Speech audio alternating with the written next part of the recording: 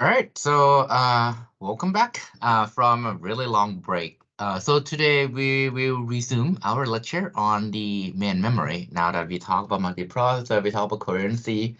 Um, the next big elephant in the room basically is how does the memory work with the CPU and everything, right? So that's what we're gonna talk about today. Um, So before we begin, right, I need to tell you one more thing, which is, let's say you go and buy DRAM, right? These DRAM that you buy, actually the thing you got is it's actually called a DRAM DIMM. The DIMM is what you basically is that DRAM stick, right? So let's convert this in Thai language คือเวลาเราซื้อแรมอะครับไอแท่งๆนั้นอ่ะเขาจะเรียกว่า DRAM DIMM นะฮะ and the DRAM DIMM is basically what you connect to the processor side. When you plug it in, right, there is a controller that is designed basically to send signal to DRAM.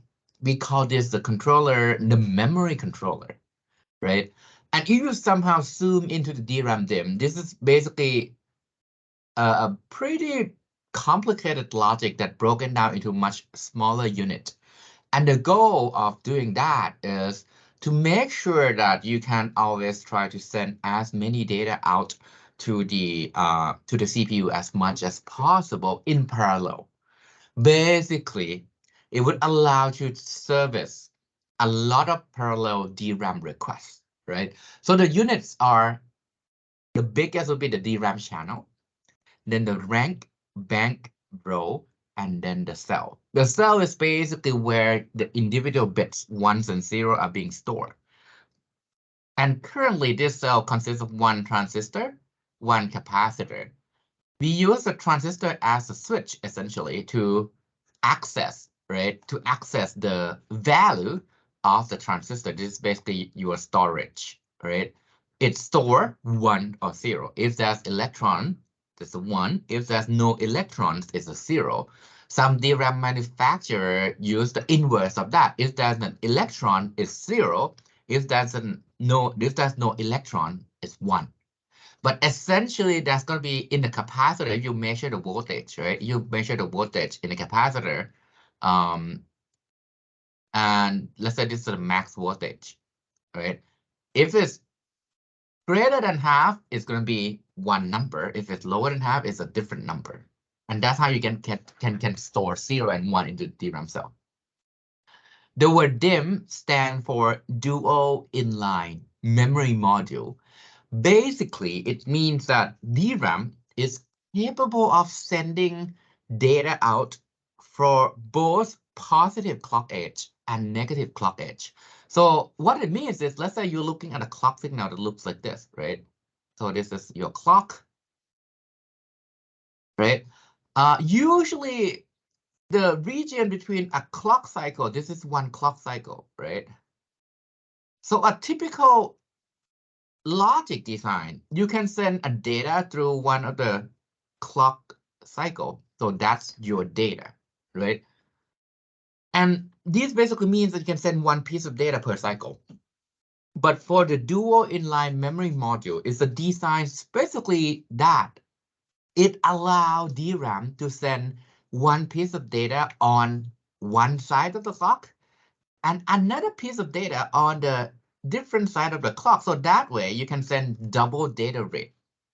That's why we call it DDR, double data rate, right? It allows you to basically stream 2 sets of data outside per one clock cycle, right?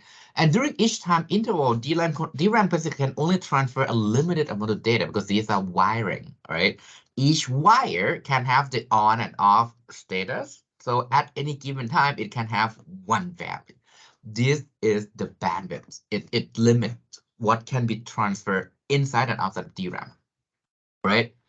And the fact that we need more basically, we need DRAM to be able to have higher bandwidth is because memory takes a long time to process, right? So from the CPU point of view, I want to design a CPU with out of order processing and everything. And I want to make sure that the CPU can stream data out and then to the cache and to the processing core, but in a way that I would like to be able to make multiple memory requests in parallel, right? That's kind of like the basic assumption that we have in the CPU core. And that allow DRAM to service a lot of requests in parallel. But now let's actually look at the DRAM structure and how it's designed so that you can get all this parallelism, right? So if you look at a high-level overview of DRAM, let's say you go to the store and buy DRAM, like you get basically two stick that has a green board and some chip on top, right? And you have a processor. What you do is you would connect them to the processor, right? So if you look at the motherboard, you will see that there are slots you can plug DRAM in. And sometimes those slots have different color, right? So basically each color represents each physical channel. So you plug the DRAM DIMM into a different color. Well, to be honest, you need to check the manual on where it's channel 0, where it's channel 1. But these are physical separate wiring that goes into your processor. If you want to get the most out of your DRAM, make sure you plug into 2 channels rather than plug both DIMM into one single channel. All right. So regardless of the number of channels, these are physical wires, so it gives you a lot of bandwidth into the processor. But when you zoom into each DIMM, right? Basically, again, this is a green board thing, but on top of it, you have the chip. The black thing, those are where you store the data, right? You see that there's a chip on the front side, and there's also a chip on the back side. Why is that? These are rank 0 and rank 1. That's why you have the dual data rate, because at any one given clock cycle, half of the rank become, one of the rank become active. The other half of the cycle, the other rank become active. And both rank try to stream data out through the data bus at the same time. Right? That's how you can send 2 pieces of data per clock cycle. Okay. And now let's actually zoom into one of this chip, right? Basically, let's zoom into one of this chip and see what's going on there. Okay. That DRAM chip consists of multiple banks. You can treat this bank as individual units that only share the external bus. So whenever the DRAM chip wants to talk to the outside world, they share the same bus. But each of these banks works separately. So let's say I have an access to address A, right? So address A, let's say address A map to bank 0, right? Address A would go into bank 0 and say, hey, get me address A. At the same time, if there's a new access into address B, and let's say address B go to bank 2. In that case, bank 0 would be active trying to get the data for address A. Bank 2 will also be active trying to get the data for bank B. So these allow all this bank to work in parallel, right? They would work in parallel and work separately to get requests for each addresses. And that would allow all the banks to service all the parallel memory requests, even though they share the same command bus and they share the same data bus out to the CPU, because you spend the majority of your time in the bank. Basically, you spend the majority of your time in the bank, right? So this allows a parallel access into your DRAM. All right. Any questions so far? มีคำถามไหมครับ เดี๋ยวแปลเป็นไทยเนี่ย so I'll translate this into Thai a bit just to make sure this is more clear, right? ก็คือเวลาเรามี memory access เราต้องการวิ่งไปที่ RAM แล้วบอกว่าต้องการค่าของ address เนี่ยเรา address แต่ละอันมันก็จะแมปไปที่แบงค์สักแบงค์หนึ่งแล้วก็วิ่งเข้าไปแล้วในแบงค์เนี้ยมันก็จะไปเอา data เรามานะครับเดี๋ยวเราจะลงดีเทลว่ามันทำงานยังไงแต่ว่าระหว่างที่มันเอา data มาพาร์ทนี้จะเป็นพาร์ทที่กินเวลาเยอะค่อนข้างมากพาร์ทที่มันใช้บัสที่มันแชร์กันกับทุกแบงค์เนี่ยมันใช้เวลานิดเดียวมันใช้1 cycle ก็เสร็จละแต่ว่าพอหลังจากนั้นไอ้ command ที่ส่งไปที่ในแบงค์มันก็จะบอกว่าโอเคเดี๋ยวต้องไปเอา data นี้มาเนี่ยมันใช้เวลาเยอะแล้วสมมุติเรามี access ไว้ที่ A B C D E แล้วทั้ง A B C D E มันไปที่แบงค์0 1 2 3 4เนี่ยมันก็สามารถไปเอาทั้ง5 access เนี่ยไปพร้อมๆกันได้แต่ถ้า address ของเรามันดันซวยแล้ววิ่งลงไปที่แบงค์เดียวกันสมมติ A B C D มันไปที่แบงค์0หมดเลยอย่างเงี้ยมันต้องต่อคิวกันเพราะว่ามันสามารถเซอร์วิสแต่ละแบงค์เซอร์วิสได้ทีละอันนะครับแต่ว่าเราสามารถส่ง request ไปที่ทุกแบงค์ได้คำถามมีไหมครับหรือว่าเคลียร์ละ ผมมีนิดนึงครับ ถามได้เลยครับ คือหน้าก่อนๆครับที่มีรูปคล็อกไซเคิลกับตัวของ Data ใน RAM ครับผมขออีกทีได้ไหมครับว่ามันไม่ related กับตัว clock cycle ใช่ไหมครับ เวลาจะส่ง Data ใน RAM อันนี้ปะ ใช่ครับ ใช่ครับ อ๋อโอเคใน RAM เนี่ยเดี๋ยวถ้าผมทำแบบเดี๋ยวขอปิดใหม่ใน RAM เนี่ยมันอยู่ในแบงค์ใช่ไหมคือในแบงค์อ่ะมันไม่ได้มันมี clock cycle วิ่งเข้าไปแล้วแต่ละ clock มันก็จะทำงานเพื่อที่จะไปหยิบ data มาให้เรา แต่ว่าตอนที่เรามีไอ้ก้อน data เนี่ยพร้อมที่จะส่งกลับไปให้ CPU ปั๊บเนี่ยมันจะต้องส่งผ่าน data bus ซึ่งอยู่ข้างนอกชิปไอ้ข้างนอกชิปเนี่ยไอ้ data bus อันเนี้ยมันแชร์กันสำหรับทุกแบงค์แต่ว่าเราส่งตุ้มเดียวเสร็จใน1 clock นึกภาพออกไหมฮะนึกออกครับ โอเค all right so let's keep going forward so now you see there's one chip right but why do you have 8 chips it's not because we have 8 chips for different banks but all the 8 chips work together so that they can send more data out so with the current design right your CPU cache line is 64 bytes each chip is responsible for the 8 bytes portion of the 64 bytes so let's recap in Thai คือเรามีชิป8 อันเนี่ยจริงๆแล้วมันไม่ใช่เพราะว่ามันมีแต่ละแบงค์แล้วเราวิ่งไปที่ชิปอันไหนก็ได้แต่ว่าสมมุติเรามี access ไปที่ address หนึ่งเนี่ยเราต้องการทั้ง cache line ก็คือทั้ง cache block เนี่ยกลับไปที่ CPU ใช่ไหม cache block เนี่ยมันขนาดปัจจุบันมีขนาด64 ไบต์ถ้าเราจะดีไซน์ RAM ให้มันเร็วอะเราก็บอกว่าชิปตัวแรกอะใน64 ไบต์อันเนี้ยของบล็อกเนี้ยชิปตัวแรกส่งมาแค่8 ไบต์แรกชิปตัวที่2จะเป็นคนที่ส่ง8 ไบต์ที่2ในบล็อกนี้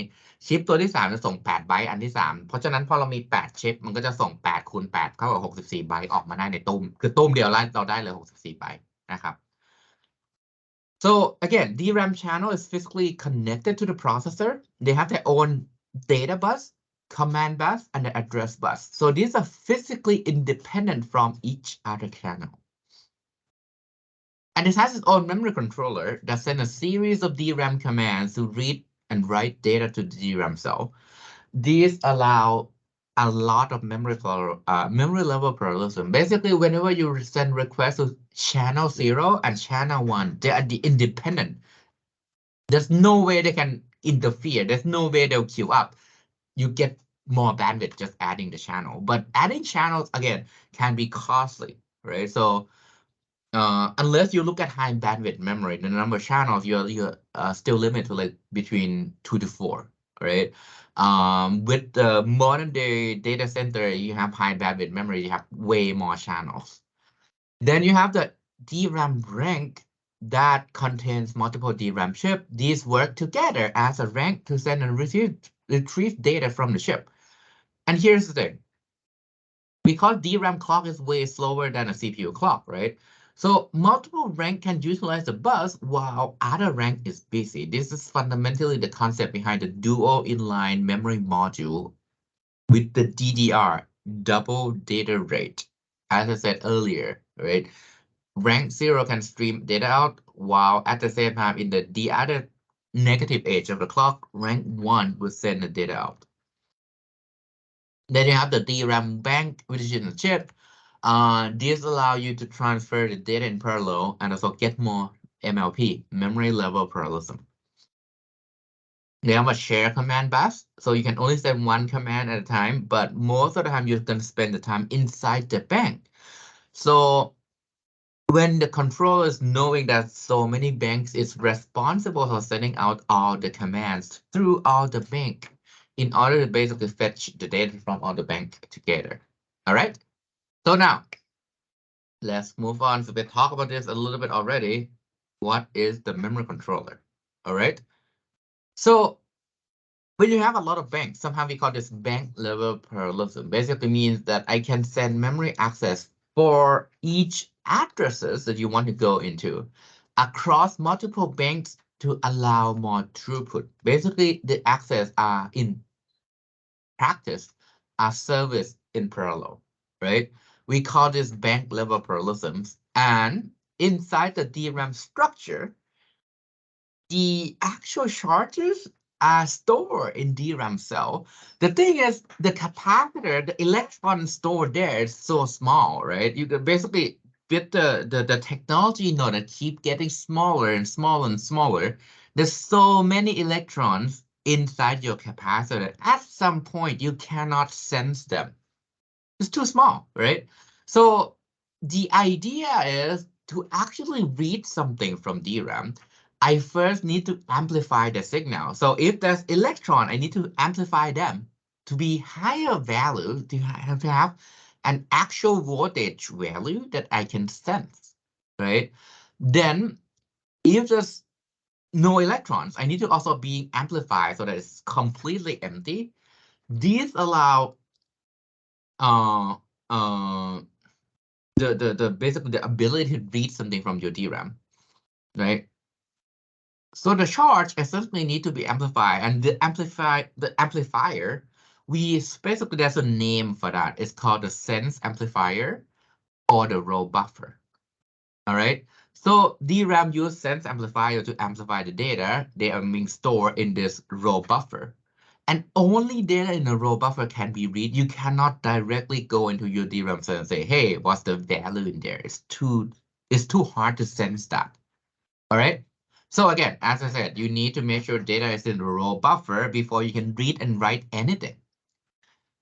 It means that there are two main statuses of the DRAM row buffer, right? The row buffer can be open. It means that there's some data in the row buffer. It can also be closed, which means that there's nothing in the row buffer. To close a row, right? To close a row, because you move electrons and amplify the electrons in the row buffer, to close them, you need to spend some time moving the charge back from the row buffer to the DRAM cell. To read something from the row, data also must be present in the already open row buffer. Basically, you need to stream the electron from the capacitor into the row buffer, right? So if you have a data in the open row and your access is to that open row, the only thing you have to do is to spend time reading and writing to that address. Basically, it means that if something I want to read is already on the row buffer, you just go and read them. If you want to read something, but there's nothing in the row buffer, the first thing you have to do is bring the row into the row buffer. Then you read that row. If you have something in the row buffer, but you want to read something else, not that row, you first need to write back the row in the row buffer back to the DRAM cell. Then you spend the time to bring data into the row buffer before you read the data. All right. And outside of these three cases, there are more timing governing DRAM, which is like, for example, you have to wait between read and writes. There's also refresh latency, which means that periodically you need to write the same data back to DRAM because capacitor leak charges. All right. So again, these are the basic DRAM operation. There's a read and write command. If you read DRAM spec sheet, it's TRCD or TCAS. These are the time you have to wait to read a cache line from the row buffer. There's a pre-charge command called TRP. It's there to make sure you can prepare the row buffer to read the next row of data. This involves moving the current data back to DRAM cell and make sure the row buffer is closed. Then there's an activate latency. Basically, it's move the target row of data into the row buffer. TRAS or T row access stroke. All right. Again, so let's say this is your DRAM. Okay.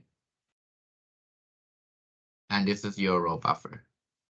All right. And let's assume right now it's closed. Right. Like right now the row buffer is closed. You want to read, let's say you want to read row A. You want to read row A, there's nothing in the row buffer. The first thing you have to do, the first thing is you would activate, right? The first thing is you activate row A so that row A is in the row buffer. then you would read or write into row A. Okay. Now, let's say you want to read row B, which is different, right? Now, what you need to do is to move row A back. So you would first pre-charge, then activate row B. Then you can then read. Now that A is not here, B is here, you can then read into row B. Right? The key is if you want to read something, they have to be in the row buffer. If there's already something else in the row buffer, you need to pre-charge, prepare the row buffer, close them before you activate the target row. Let me do that in time. ก็คือว่าสมมุติว่าเรามี row ที่เราต้องการอ่านนะครับเป็น address สัก address หนึ่งถ้า row buffer ไม่มีอะไรอยู่เราต้องดึง row นั้นไปที่ row buffer ด้วยการ activate ไอ้ activate นี่จะทำให้ row นั้นไปอยู่ใน row buffer เสร็จแล้วเราก็ read write ได้ตามสบายถ้าเราต้องการไปอ่าน row อื่นนะครับสิ่งที่ต้องทำคือเราต้อง pre-charge ก่อนโดยการเอา row ที่อยู่ใน row buffer กลับเข้าไปใน DRAM แล้วค่อย activate row ที่ต้องการอ่านเพื่อที่จะอ่าน row นั้นนะครับมีคำถามอะไรหรือเปล่า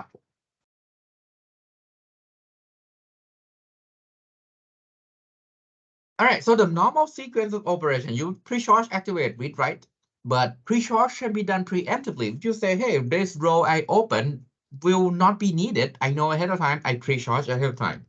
There's also a latency between read and write. That's also the bus latency. This is used to transfer data from DRAM chip across the bus into the processor. Okay. I now borrow a figure from my friends, John Hupti, one of my groupmates, back in CMU. He did have this figure in his papers, really clearly show how DRAM operation works. All right, so thanks to him. Now, when you have the DRAM cell, this is basically DRAM cell.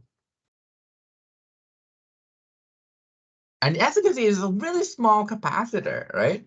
And there's a maximum value. We call this VDD. Basically, this is a supply voltage into DRAM. This is the voltage value you supply into DRAM. So your capacitor will be between VDD and 0. Okay. And there's also this bigger capacitor. This is called bit line capacitor. This is a share across the bit line, right? So these are 1 bit in a row. These are 1 bit in a row. You will see there are also 2 switches, right? 2 switches. These switch are essentially, these are transistor. It works like a switch. To read something, now that everything is ready, it's pre-charged, the row is closed, right? This is basically row is closed. If you want to read something, you would notice the first thing you do, close the switch, right? Close the switch. Now, when you connect the wiring, you will see that, hey, the capacitor works like a storage for water, right? Electron move from the cell capacitor into the bit line capacitor. And one thing you will notice that bit line capacitor initially, this is exactly 1/2 VDD. So exactly 1/2 VDD, you have electron moving into this 1/2 VDD. It basically means that this bucket will definitely be greater than 1/2 VDD, all right? So when you close the switch, you share the charge between this small capacitor, which is a cell capacitor, and the bit line capacitor, which is a much bigger capacitor. The next thing I can do is I can then close the switch here and connect them and start to amplify the signal. Once I close the switch, these are amplifier, right? So what this sense amp do is if it detects anything greater than 1/2, it amplifies to a full value.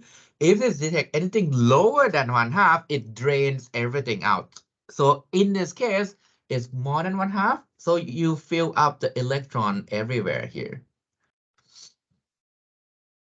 Right, electron flowing in, you see that it keeps increasing. If the value becomes greater than, say, 3/4 VDD, that's when you can start reading and writing, because you now know that for sure this is the bit 1, right? It's greater than 1/2 for sure. And now you see at some point this charge is filled up, right? To pre-charge, the only thing you have to do is to disconnect these circuit, open them up. These capacitor remain full. These capacitor, you have to wait. You have to wait until this drains back to 1/2. All right. So that's how you can operate DRAM. Basically, this is the idea on how you operate DRAM. All right. Let me do again let me explain this again in Thai, because once you understand this, I think you'll get how DRAM actually works. ก็คือเราจะมี capacitor ตัวเล็กที่เป็นเซลล์ capacitor อันนี้คือค่าที่เราเก็บจริงๆ กับ bit line capacitor ไอ้ bit line capacitor เนี่ยมันจะเก็บค่าครึ่งหนึ่งตลอดเวลา ก่อนที่เราจะอ่านอะไรสักอย่างมันจะเก็บค่าเป็นครึ่ง VDD นะครับ VDD คือค่าที่เราจะอ่าน คือถ้าเป็น VDD เป็นค่า1 0ถ้าเป็น0 โวลต์ก็คือค่า0นะครับสเต็ปแรกที่เราจะทำเวลาเราจะอ่านอะไรปั๊บเราก็ต่อสวิตช์ตรงคาปาซิเตอร์ตัวเล็กเพื่อแชร์ชาร์จกันระหว่างคาปาซิเตอร์ตัวเล็กกับตัวใหญ่พอเราต่อสวิตช์ปั๊บเนี่ยอิเล็กตรอนมันจะวิ่งจากคาปาซิเตอร์ตัวเล็กเข้าตัวใหญ่ถ้าคาปาซิเตอร์ตัวเล็กมีมากกว่าครึ่งมันจะวิ่งเข้าตัวใหญ่ถ้ามันมีน้อยกว่าครึ่งไอ้คาปาซิเตอร์ตัวใหญ่อะมันจะส่งอิเล็กตรอนเข้าไปที่เซลล์เพื่อให้ชาร์จมันเท่ากันคือเพื่อให้โวลเทจมันเท่ากันพอสเต็ปนี้ปั๊บพอเรา start to amplify ก็คือเราต่อไอ้สวิตช์ข้างล่างเพื่อ amplify อ่ะมันจะ detect ว่าเฮ้ยตอนเนี้ยอิเล็กตรอนมีมากกว่าครึ่งหรือน้อยกว่าครึ่งถ้ามันมากกว่าครึ่งมันจะ amplify ให้เต็มถ้ามันน้อยกว่าครึ่งมันจะ drain ทุกอย่างให้มันกลับมาเหลือศูนย์นะครับแล้วสเต็ปเนี้ยพอมันเต็มหรือเหลือศูนย์ปั๊บเราพร้อมที่จะอ่านและเขียนแล้วนี่คือการ activate นะครับนี่คือการ activate พอมันถึง3 ใน 4ปั๊บมันจะ activate ได้แล้วก็อ่านได้นะครับเสร็จแล้วเนี่ยพอมันเต็มปั๊บถ้าเราต้องการอ่านโรต่อไปเนี่ยก็คือเราจะเปิดสวิตช์ทั้ง2 อันเพื่อให้คาปาซิเตอร์ตัวที่เราเก็บค่ามันยังเต็มอยู่แต่ว่าคาปาซิเตอร์ตัวที่มันเป็นบิตไลน์คาปาซิเตอร์เนี่ยมันกลับมาเหลือครึ่งหนึ่งพอมันกลับมาเหลือครึ่งหนึ่งปั๊บเราสามารถอ่านโรต่อไปได้นะครับมีคำถามหรือเปล่าครับ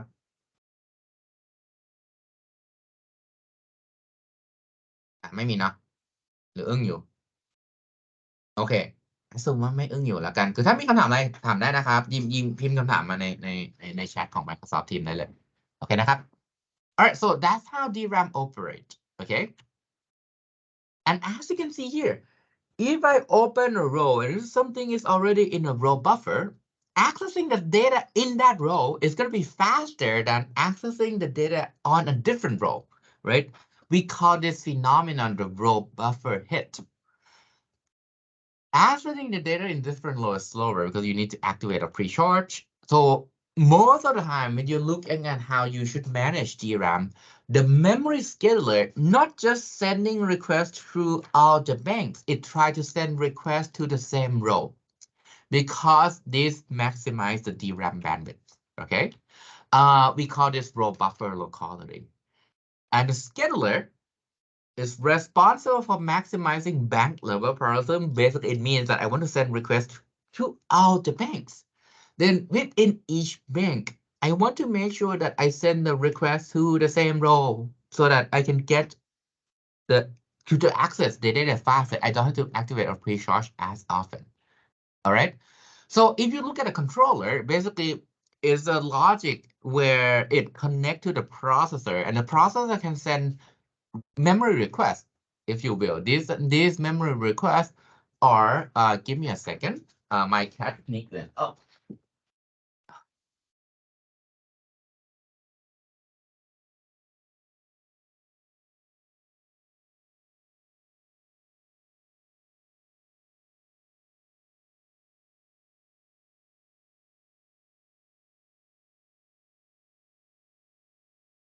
All right, indeed doesn't want to move out.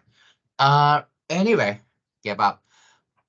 I have a memory controller. It connects to multiple CPU core. Right? These CPU core can send a request into your DRAM, but they're going to be buffer in this request buffer area where essentially you can send multiple requests from each of these core, and the scheduler, as the name suggests, would pick one of these requests and service them in DRAM. And as you can see, they have to queue up, right? So it means that there can be policy on where and when to schedule each request. And as you can see, again, the same thing. All the core content for this limited off-chip bandwidth. So let's say you have multiple CPU core, they will interfere basically. One application can slow down other application and basically degrade overall performance. The scheduler can help mitigate this problem by managing the series requests, sending through all the banks, sending to the same row buffer, hopefully to make sure this process is as quick as possible. All right. So if you look at the memory scaling, mem scaling 101, with all the timing constraints, the number of incoming requests, all the banks you have in DRAM, the logic can be complicated. All right. But the basic goal is the same. I want to make sure, sorry about the bugs. Basically, this is a paper that focus on fairness. All right. It's called Store Time Fair Memory Scheduling. It tries to maximize the number of row buffer hits. I want to get as many row buffer hits as possible. I also want to make sure it's fair. I want to make sure the application progress fairly. One application are not being overly prioritized over other. And also I want to make sure DRAM timing is satisfied. Otherwise DRAM doesn't function. All right. So here is the deal, right? This is gonna be the de facto default policy for basically all the chip you have nowadays, right? It's called first row hit, first ready, first come, first serve. People call it first ready, first come, first serve, but the authors in the paper kind of like meant this is a first row hit. Basically, if I have a request in the buffer, what I want to do is to send requests that hit in the row buffer first. Then the next priority is I'll pick the oldest request, right?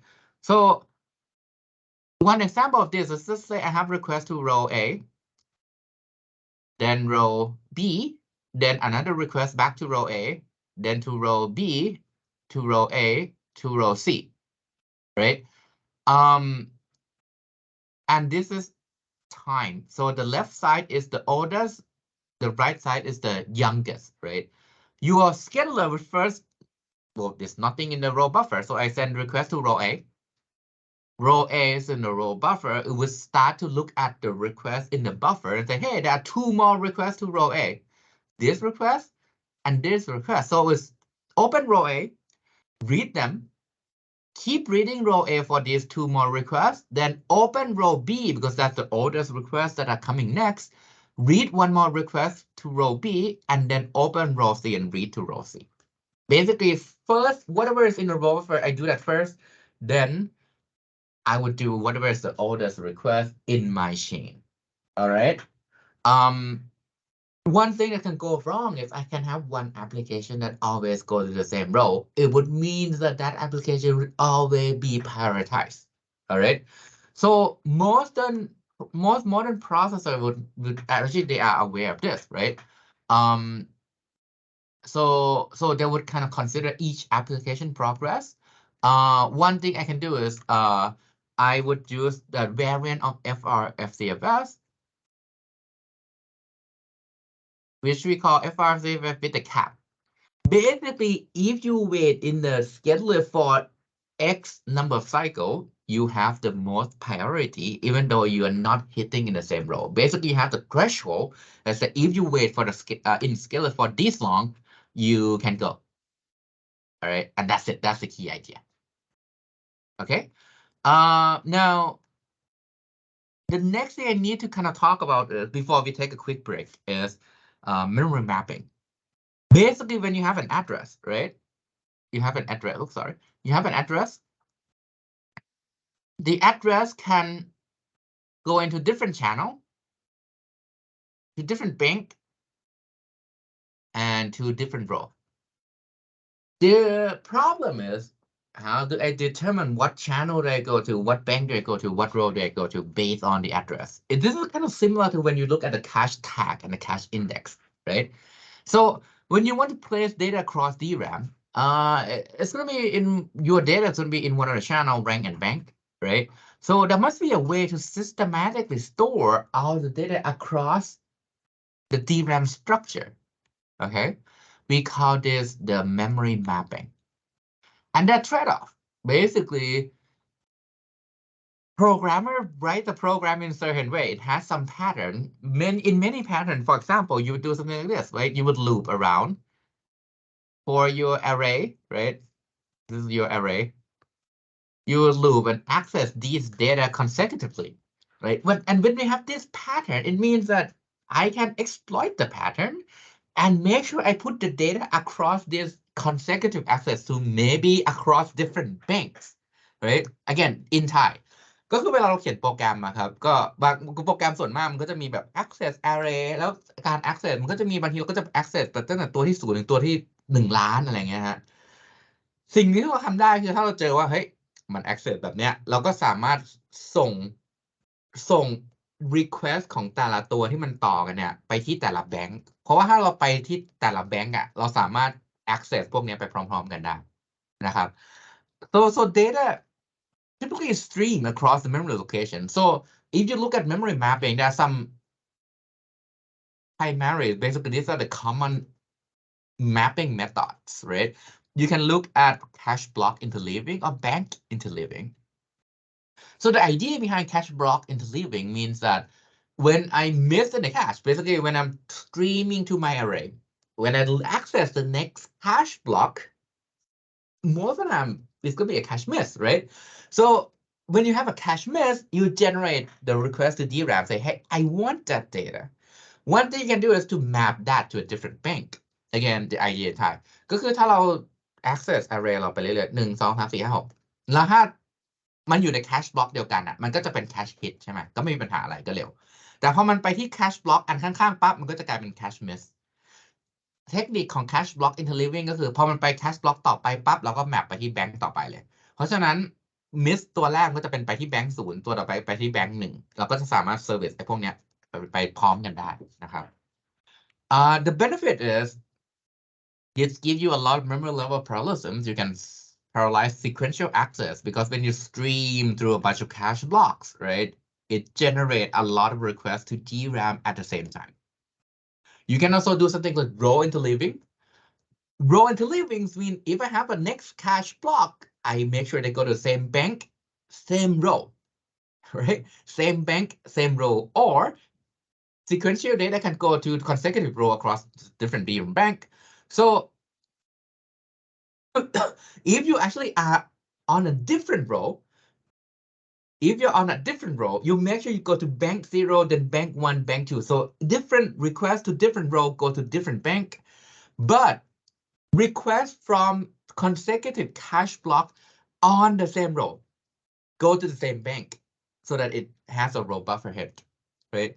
Let me recap in Thai. Basically, ก็คืออันเนี้ยเราจะบอกว่าถ้าเราให้มันเป็นแคชบล็อกที่ต่อกันใช่ไหมฮะถ้ามันเป็นแคชบล็อกที่ต่อกันแต่มันยังอยู่ในโรเดียวกันนั่นเนี้ยเราจะฟอร์สให้มันไปที่แบงค์เดียวกันเพราะว่ามันจะเป็นโรบัฟเฟอร์ฮิตแน่ๆก็คือถ้ามันเป็นแคชบล็อกจากโรเดียวกันจับมันไปที่แบงค์เดียวกันถ้ามันเป็นแคชบล็อกจากคนละโรจับมันไปที่คนละแบงค์เพราะว่าถ้าเป็นคนละโรปั๊บมันจะเป็นโรบัฟเฟอร์มิสมันต้อง pre-charge มันต้อง activate มันใช้เวลาเยอะก็ให้มันไปที่อีกแบงค์หนึ่งเพราะว่าพอมันไปอีกแบงค์หนึ่งมันสามารถ service ไปพร้อมกันได้นะครับ so again the idea is to exploit both row buffer locally and the bank level parallelism all right so technically you can also place channel bank rank row anywhere in your physical address.